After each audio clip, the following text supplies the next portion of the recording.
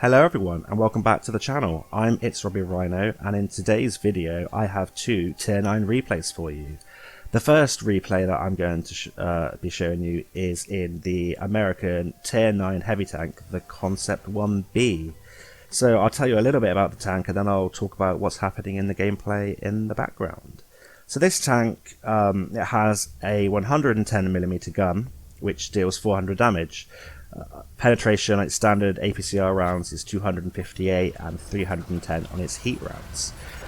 The HE rounds deal 515 damage with 53mm of penetration. 1800 hit points, which is pretty standard for a tier 9 heavy. A 400 meters view range, which is it's more than adequate for what you're going to need this tank for. It is a very mobile heavy tank, 45 kilometers an hour base. You can get that up with the speed equipment, and that mobility, really does help. It helps you keep up the mediums, helps you keep up with the damage. And even though the DPM isn't great on this tank, not as good as it is on PC anyway, but then again, nothing is. Am I right?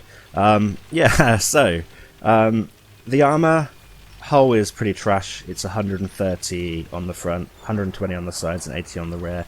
But the turret is pretty decent. It's got 250 on the front, 110 on the sides, and 100 on the rear. And I think, there we go, nice little shot into the Progetto there, moving across that gap. But yeah, the 250mm coupled with 10 degrees of gun depression make this tank excellent on a ridge line. And also, it's a very hard tank to hit on a ridgeline because of the shape of the front of the turret and the tank in general.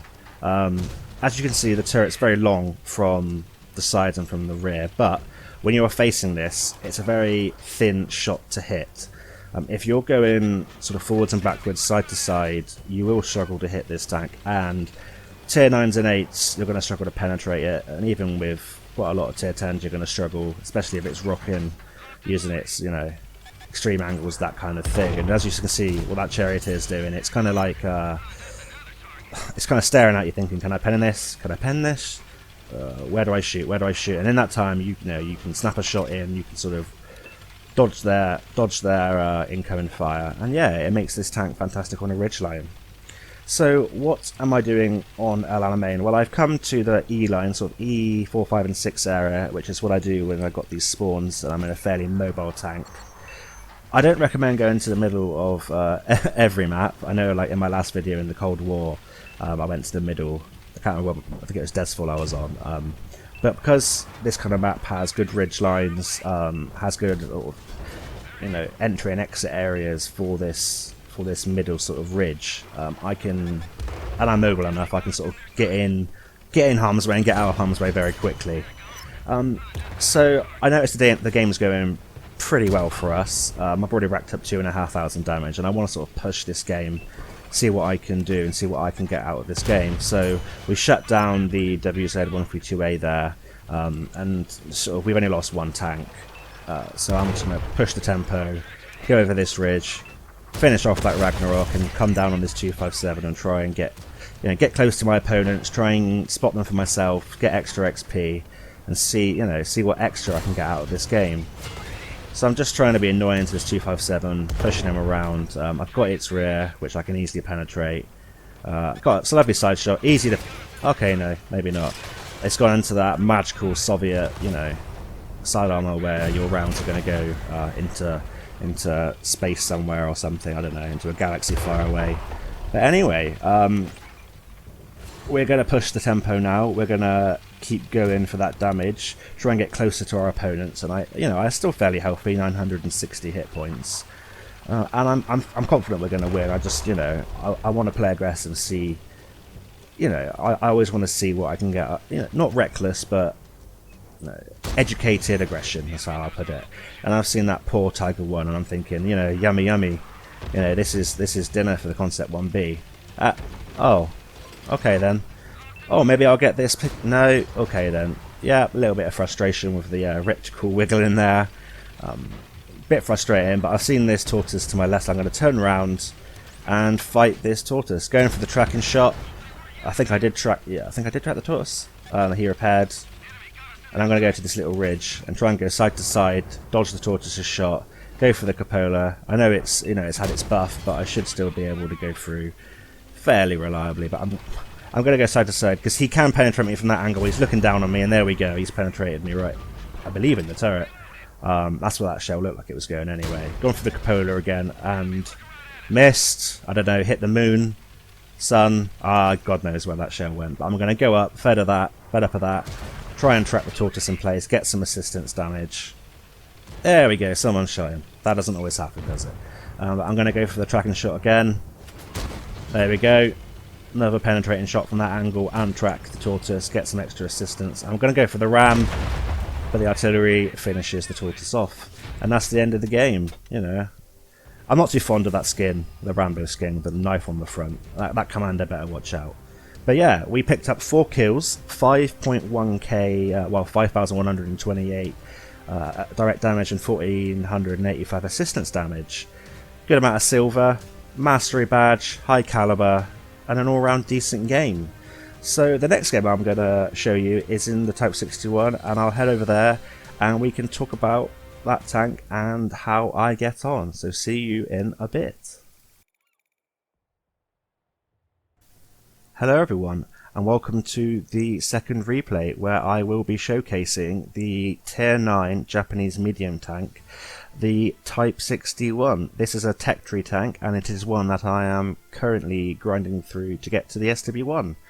It's a tank that I wasn't originally looking forward to. It just looked a bit underwhelming, but I've had some decent games and now I love it.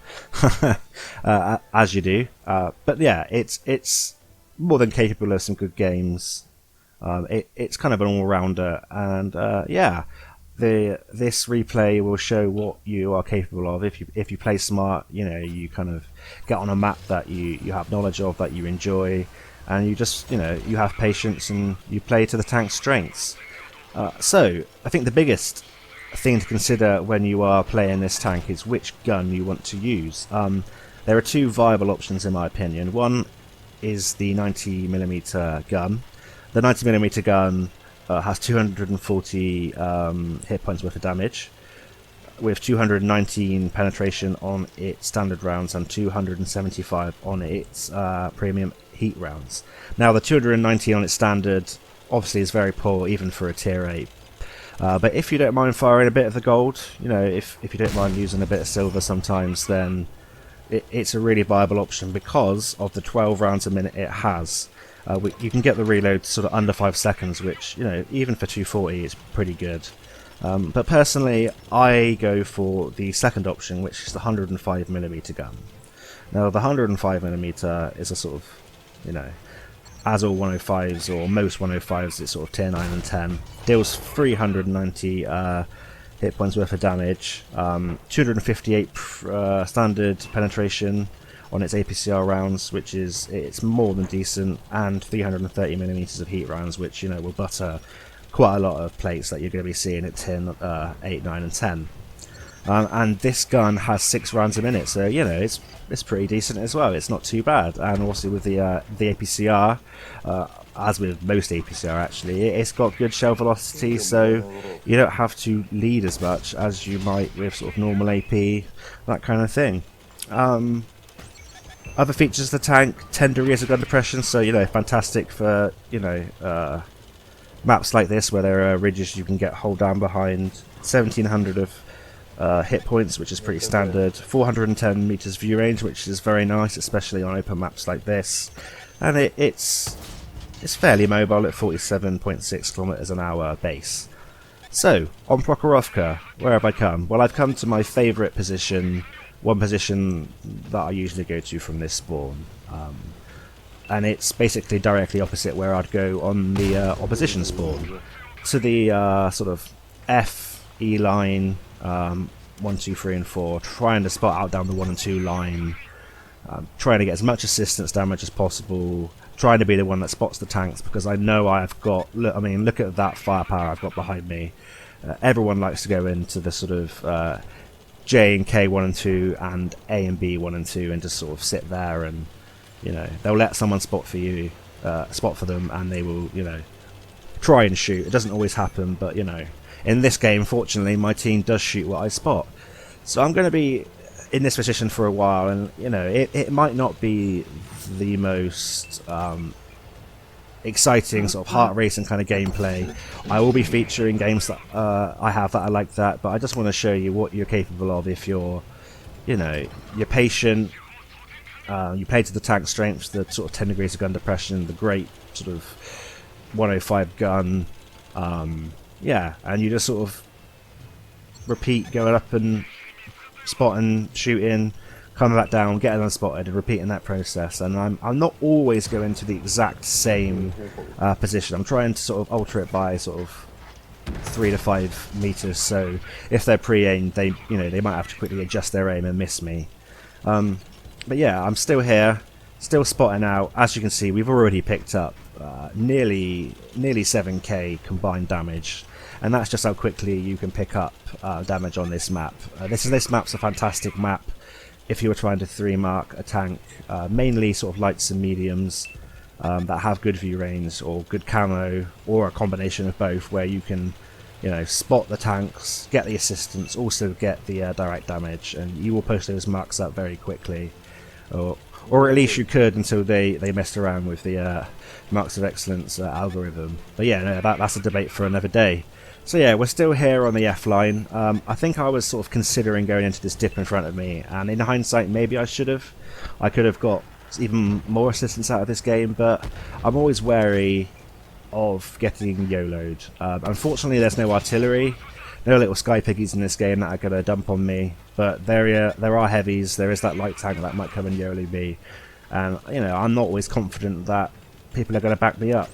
You've got to sort of try and spot for your team, but you don't want to rely all the time on people to back you up. Don't get into positions where you can't retreat, where you know there isn't someone with crossfire on the enemy team. Just a note, if you do hear sort of mumbling in the background, that is a player on my team which I haven't muted. Maybe I was excited to hear some sort of rage or something. That always fills my heart with joy. But yeah, hopefully that isn't too distracting. But yeah, it's a very good game and I wanted to showcase it. We are now up to, wow, I mean that's, yeah, over 8k combined. It's going up all the time. We're the ones spotting, and I'm using, as I hope you've noticed, the food boost, and I don't usually use the food boost to sort of get the DPM increase. I mean, I might do, but I mainly use it for sort of things like just to get that little bit of extra view range on maps like this with a lot of foliage, where I can try and extend my view range that little bit further and get that little bit more out of the game. Because if you're shooting what you are spotting, you're getting more XP, and obviously more XP means mastery badges. It means higher place finishes, more silver. Yeah, it means you're doing a good job, and you know you're helping your team as much as possible. So I'm sort of detected here, and I'm just trying to go side to side, as I discussed in the last replay. I try not to go forward and backwards too much, you know, side to side. It just makes the silhouette of your tank a lot harder to hit, and I think that's a good tip that I've picked up from replays, from watching other YouTubers and Twitch streamers. But now I've noticed the tanks on my left are pushing, they're pushing down, but I want to be the one getting the spots on the enemy team and getting that assistance. And as you can see, look, that's just 500 in a second there. And if they push over, they're going to expose themselves and get themselves shot, and I'm probably going to be the ones to either shoot them or get the assistance. And sort of in the blink of an eye there, look at that. What an amazing game. In the blink of an eye, we have picked up 4.5k direct damage and, well, 5.6k assistance damage. Got patrol duty in a Type 61, mastery badge, 1784 base experience points, and a fantastic game. And it just shows what you can do with patience and using your tank strengths. So thank you very much for watching. I think I'll leave that one there, and I will see you in the next video. I hope you have a lovely day, and yeah, see you on the battlefield. Bye for now.